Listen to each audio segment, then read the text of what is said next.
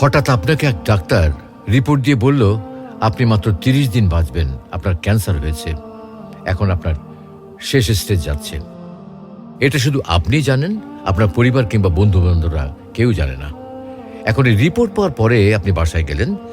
প্রতিদিনের মতো আজকেও আপনার বাবা আপনাকে বকাঝকা শুরু করলো, তোকে দিয়ে কিচ্ছু হবে না, সারাদিন কোথায় থাকিস তুই, অকাজের ছেলে, ইত্যাদি ইত্যাদি। এই মধ্যবিত্তের বাবার যেমন হয় আর কি।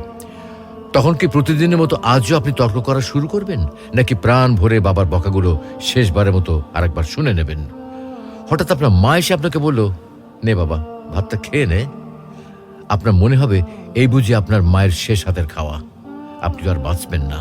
আপনি পরম তৃপ্তি নিয়ে খাবেন এবং আপনার কাছে মনে হবে এটা আপনার শ্রেষ্ঠ খাবার, যদিও ডাল ভাত হোক না কেন। আপনি বের হলেন, পুরনো এক বন্ধুর সাথে দেখা, আপনি যাকে মোটেও সহ্য করতে পারেন না, সবসময় তার সাথে কথা কাটাকাটি হয়, আজকেও সে আপনাকে কিছু কথা শুনিয়েও দিল। আচ্ছা, এখন কি আপনি তার সাথে তর্ক শুরু করে দেবেন? মোটেও না। আপনি হয়তো তাকে জড়িয়ে ধরবেন এবং বলবেন, দোস্ত ভালো থাকিস। আচ্ছা জানেন, আমরা এখন মৃত্যুর কথা ভাবতেই চাই না, এ থেকে আমরা পালিয়ে বেড়াতে চাই। কিন্তু যদি আপনি ভাবেন যে আজই আপনার শেষ দিন, তাহলে দেখবেন সবকিছুই আপনার কাছে ভালো লাগছে।